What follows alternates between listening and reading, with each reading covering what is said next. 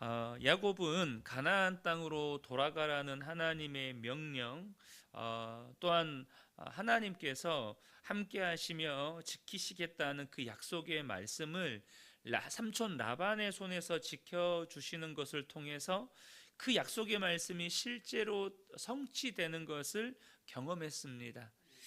그럼에도 불구하고 야곱이요 가나안 땅에서 떠나올 때 형 에서에게 행했던 전과가 있잖아요. 그게 뭡니까?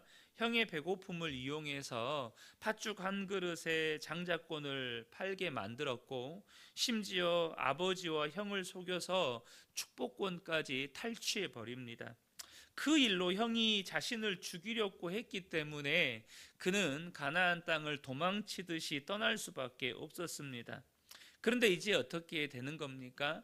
그 형 에서를 만나기 위해 다시 가나안 땅으로 돌아가는 것입니다. 하나님이 명령하셨지만 자신의 과거가 아직 해결된 게 아니죠. 그러니까 이제 가나안 땅에 들어선 야곱은 형과 가까워질수록 마음이 두려워질 수밖에 없는 거예요. 마음에 두려움이 많은 거죠. 하나님이 그런 야곱을 아시기 때문에 어떻게 하십니까? 1절을 보겠습니다. 야곱이 길을 가는데 하나님의 사자들이 그를 만난지라. 하나님이 어떻게 해주십니까? 두려워하는 야곱을 만나 주십니다. 특별히 이 두려워하는 야곱에게 어떤 모습으로 만나 주실까요? 하나님의 군대의 모습으로 야곱을 만나 주셨다는 거예요. 2절에 보면 야곱이 그들을 볼 때에 이르기를 이는 하나님의 군대라 하고 그 땅 이름을 마하나임이라 하였더라. 하나님의 군대의 모습, 두려워하는 야곱에게 하나님의 군대의 모습으로 만나 주셨다는 거예요. 다시 한번 야곱에게 그와 함께 하시고 그를 인도하시고 보호하신다는 것을 하나님의 군대의 모습으로서 야곱을 만나 주심으로 이렇게 친히 가르쳐 주신 것이죠. 베델에서 나타나신 하나님께서 그때는 야곱에게 하란으로 떠나라 말씀하시더니 이제는 하나님의 말씀을 쫓아서 가나안 땅으로 돌아오는 야곱을 가나안 땅에서 맞아 주시는 거예요. 하나님의 군대의 모습으로 맞아 주신 거죠. 그런데 지금 오늘 본문의 야곱의 모습을 우리가 좀 유심히 볼 필요가 있어요. 믿음은 선택이라는 말이 있습니다. 내가 정말로 하나님을 믿는다면 우리의 삶의 수많은 순간의 선택의 순간에 믿음으로써 하나님의 말씀 편을, 하나님의 말씀에 순종하는 편을, 하나님의 말씀을 따라가는 편을 선택하는 거예요. 그래서 믿음은 선택이라고 말을 하는 것입니다. 그럼 지금 야곱은 이 순간에도 선택을 해야 돼요. 믿음의 선택을 해야 합니다. 그러면 믿음의 선택은 지금 야곱은 무엇을 선택해야 하는 걸까요? 지금 야곱을 하나님께서 하나님의 군대로 만나 주셨습니다. 그런데 야곱이 자신의 종들을 먼저 사자로 에서에게 보내잖아요. 근데 이 종들이 와서 전하는 말이 뭐예요? 에서가 400명의 군대를 이끌고 지금 온다는 거예요. 야곱이 하나님의 군대를 만났어요. 그리고 이제 에서의 군대를 만나게 될 거예요.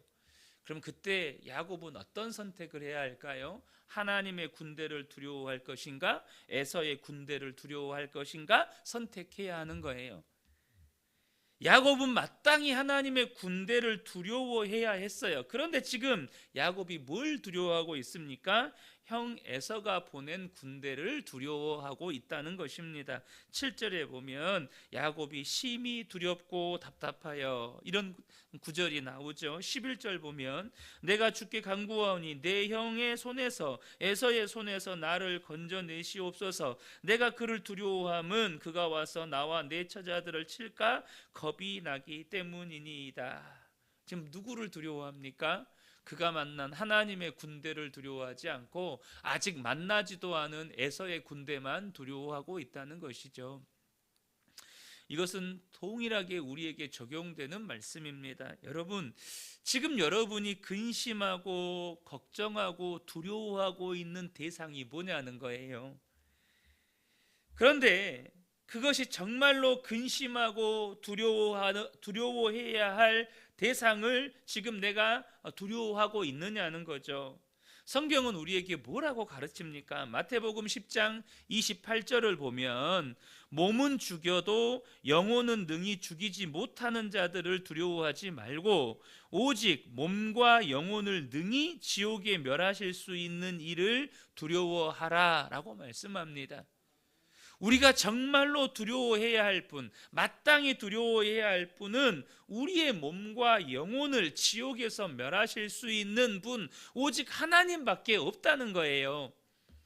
그런데 지금 야곱이 하나님의 군대를 만나고도 마땅히 두려워해야 할 대상을 두려워하지 않고 두려워하지 말아야 할 대상을 두려워하니까 야곱이 어떻게 되고 있는지를 저와 여러분이 보셔야 돼요. 야곱이 지금 어떻게 두려워하지 말아야 할 대상을 두려워하니까 지금 야곱이 어떻게 되어 있습니까? 사람이 비굴해지기 시작해요. 단순히 비굴해짐으로 끝나는 게 아니라 이 두려움의 대상이 하나님의 자리를 차지하게 됩니다. 한번 보세요. 4절에 여러분 지금 야곱이 무슨 말을 하고 있는지를 보셔야 돼요. 4절에 보면 그들에게 명령하여 이르되 너희는 내 주 에서에게 이같이 말하라. 주의 종 야곱이 이같이 말하기를 내가 라반과 함께 거류하며 지금까지 머물러 있었사오며. 지금 야곱이 누구를 주라고 고백하죠? 에서를 주라고 고백해요. 그리고 자신은 에서의 종이라고 자처하고 있습니다. 여러분, 우리의 인생의 주님은 하나님 한 분밖에 없습니다. 야곱에게 주님은 오직 하나님밖에 없어요. 그런데 야곱이 하나님이 아니라 에서를 두려워하니까 지금 에서를 누구라고 고백해요? 주라고 고백해요. 그리고 자신은 에서의 종이라고 고백하고 있습니다. 누가 하나님이 되어버린 것이죠? 에서가 하나님 되어버린 거예요.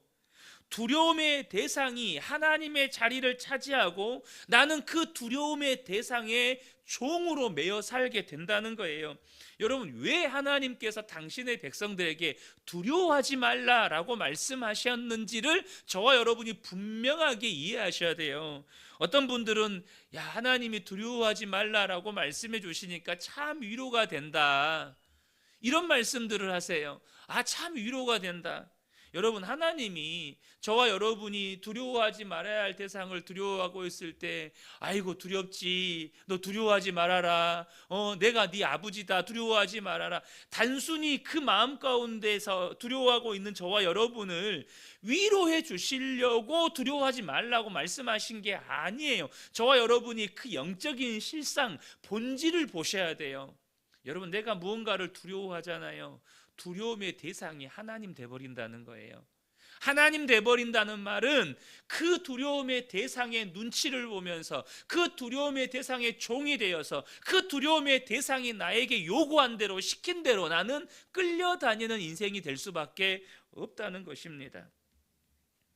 제 유치원 때 일이에요. 벌써 40년도 넘은 일이죠. 제가 7살 때 일어난 일이니까. 근데 그때 일을 지금도 기억하고 있는 게 있어요. 그 중에 하나가 뭐냐면, 그때는 뭐 학교를, 그 버스도 거의 별로 없을 때니까 시골에서 제가 병설 유치원을 다녔거든요. 그래서 병설 유치원을 걸어 다녔어요. 근데 저희 동네와 옆 동네가 이제 붙어 있는데, 제가 사는 집은 저희 동네의 주변 지역에 있어요.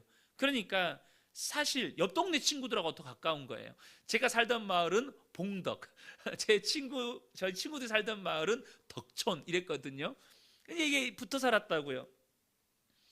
그런데 제가 이제 이유는 잘 기억이 안 나요. 근데 그 친구 3명과 옆 동네 사는 친구 3명과 제가 이렇게 집으로 걸어오고 있는데 뭔가 갈등이 있었겠죠. 근데 이 세 친구들이 갑자기 저를 집단 린치를 하는 거예요. 집단으로 갑자기 때리는 거예요. 제가 1대1로 싸우면 이 세 친구를 다 이기는데 갑자기 세 친구가 갑자기 때리니까 제가 맞고 막 울었어요. 세 친구한테 맞으니까. 근데 마침 그때 밭에서 일을 하시던 저희 어머니가 그 장면을 본 거예요. 그러니까 홈이며 뭐 하여튼 다 내팽개치고 밭에서 부랴부랴 이렇게 뛰어온 거예요. 그러면서 너희 놈 자식들 하면서 이제 그 세 명의 친구들을, 저는 이제 엎어져 가지고 막 흙이랑 다 묻어 있는데 저를 털면서 그 세 친구들 잡아놓고 얼마나 야단을 치셨는지 몰라요. 너희들이 지금 뭐하니, 막 야단을 치셨어요. 자, 그러면 여러분, 부모는 알아요. 지금 내 아들이 맞고 우는 것도 마음 아프지만, 야 맞았으니까 아프지야, 울지 말아라, 와, 이러기 위해서 그렇게 하시는 걸까요?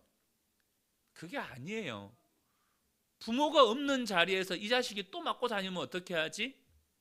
이 친구들이 두려워가지고 부모 없는 데서 맨날 이 친구들 눈치 보고 살면 어떻게 하지? 여러분, 하나님이 우리 눈물 닦아주려고, 단순히 눈물 닦아주려고, 위로해 주시려고 두려워하지 말라고 말씀하신 게 아니에요. 다시는 내 아이가 나를 때리는 그 아이를 두려워하지 않고 담대히 맞설 수 있는 그런 아이가 돼야 돼요. 여러분, 내가 뭔가를 두려워하기 시작하면 그 두려움의 대상이 하나님의 자리에 앉아서 나는 이제 그 두려움의 대상이 시키는 대로, 요구하는 대로 끌려다니는 종이 되는 인생을 살게 된단 말이에요. 여러분, 우리가 마땅히 두려워해야 할 분을 두려워할 줄 아는 게 믿음이고 지혜이고 우리에게 진정한 자유를 주는 거예요. 그래서 오늘 본문에 야곱이 두려워하지 말아야 할 대상을 두려워하니까 또 뭐가 나와요? 육신의 본성이 나오기 시작해요. 뭡니까? 육신의 본성이 뭐였어요? 형을 속이고 아버지를 속이고 삼촌 라반을 속이려고 했던 것처럼 인간적인 계산과 세상적인 방법으로 또 문제를 해결하려고 해요. 어떤 문제요? 자기보다 종들을 먼저 앞서 보내서 형의 의중을 떠보고, 형이 400명의 군대를 이끌고 온다는 소식을 들으니까 형을 위해서 예물을 준비해요. 그 예물도 한 번에 주지 않고 4번에 걸쳐서 보내요. 왜요? 한 번에 주면 기분이 안 풀릴 것 같으니까 4번에 나눠서 보내면 한 번 받고 2번 받고 3번 받고 4번 받으면 형 기분이 풀리겠지. 이렇게 인간의 본성을 따라요. 더 놀라운 건 뭔지 아세요? 할아버지 아브라함, 아버지 이삭의 비겁한 모습이 야곱에게도 나와요. 할아버지와 아버지의 비겁한 모습이 뭐죠? 할아버지는 애굽 사람들을 두려워해서 할머니를 누이라고 속였고, 할머니를 앞세우는 거죠. 아버지는 블레셋 사람들이 두려워서 또 어머니를 누이라고 속여서 리브가 아내를 앞세워요. 본문에는 자신의 아내들과 가족들은 다 앞서 떠나보내고 자기 혼자 남아요. 두려움에, 형 에서가 두려우니까 아내와 자식들을 앞세워요.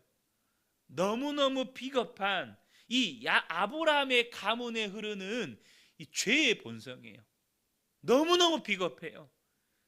두려워하지 말아야 될 대상을 두려워하니까 또 육신의 본성대로 야곱이 사는 거예요. 믿음대로 사는 게 아니라 육신의 본성대로 사는 거예요. 결론을 맺겠습니다. 사랑하는 성도 여러분, 마땅히 두려워해야 할 하나님이 아니라 두려워하지 말아야 할 대상을 두려워할 때 그 두려움의 대상의 종이 되고 인간적이고 육신적인 본성을 따라 우리는 살게 된다는 거예요. 저는 우리 성도님들이 하나님을 향한 두려움을 회복하시기를 축복합니다. 하나님을 향한 경외함이 회복되시기를 축복합니다. 그래야 우리가 세상의 종이 안 되는 거예요. 그래야 우리가 믿음의 선택을 하며 살 수 있는 것입니다. 이 새벽에 함께 예배한 우리 모든 성도님들이 이 믿음이 회복되시기를 예수님의 이름으로 축복합니다.